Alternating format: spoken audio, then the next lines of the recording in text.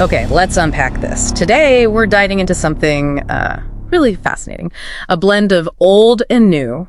We're talking Mina the Hollower. It's that upcoming action-adventure from Yacht Club Games. The Shovel Knight folks. Yeah. Exactly. And what jumps out immediately is, well, its core appeal, right? This gorgeous retro pixel art style. Definitely. It's got that true 8-bit aesthetic. Very Game Boy Color. Totally. It heavily borrows from classics, you know, like The Legend of Zelda. Link's Awakening is a big one you feel there. Absolutely. But what's interesting, I think, is that while it looks totally nostalgic, it's actually a modern game through and through. How so? Well, despite that deliberately retro look, it's confirmed for like a whole bunch of modern consoles and PC, of course.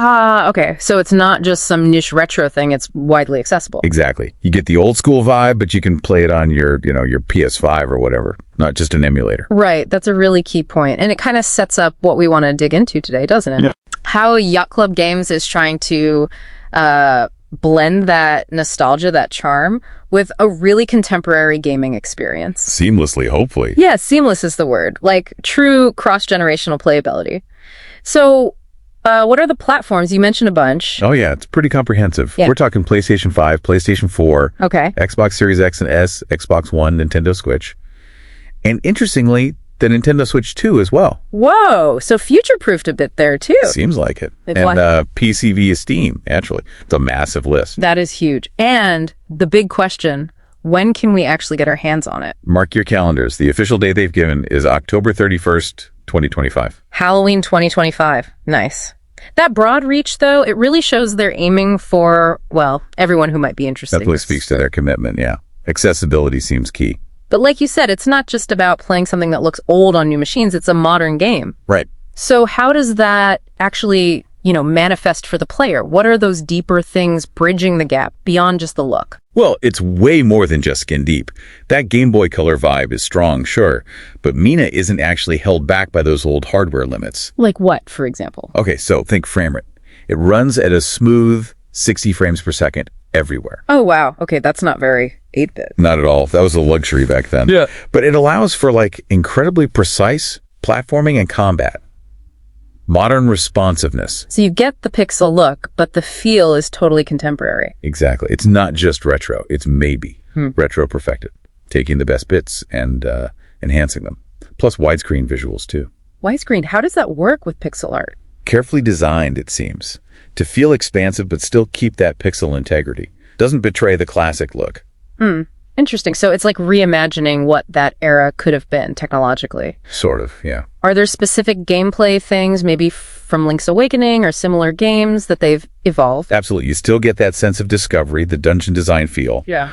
But with modern fluidity. And Mina has its own unique stuff, like the hollowing mechanic, where you dive underground. Oh, yeah, I saw that. To dodge things or solve puzzles. Exactly. That's not something you'd see implemented quite so dynamically on original Game Boy Color hardware.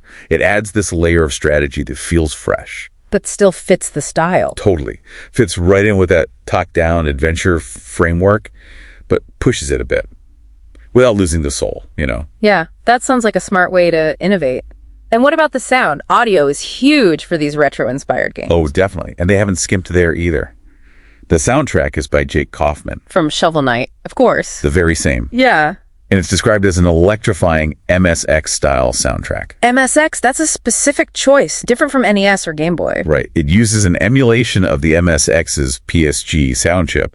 Gives it this unique, crunchy, classic 8-bit sound, but it's, produced cleanly. Another layer of authenticity, but with modern production. Precisely. It just rounds out the whole package. It's all very deliberate, very thoughtful. Fantastic. Okay, so wrapping up this deep dive then, it really feels like Mina the Hollower is deeply committed to its Game Boy Color roots, right? That authentic retro charm is undeniable. But it's just as committed to being modern. Smooth 60 FPS controls, widescreen, those innovative mechanics. And across that huge list of platforms. Exactly. It's a really impressive balancing act. And that Jake Kaufman MSX soundtrack just puts the cherry on top, doesn't it? It really does. And, if we connect this to the bigger picture, this whole blend, the deep nostalgia married to cutting-edge availability, it makes you wonder, doesn't it? I wonder what.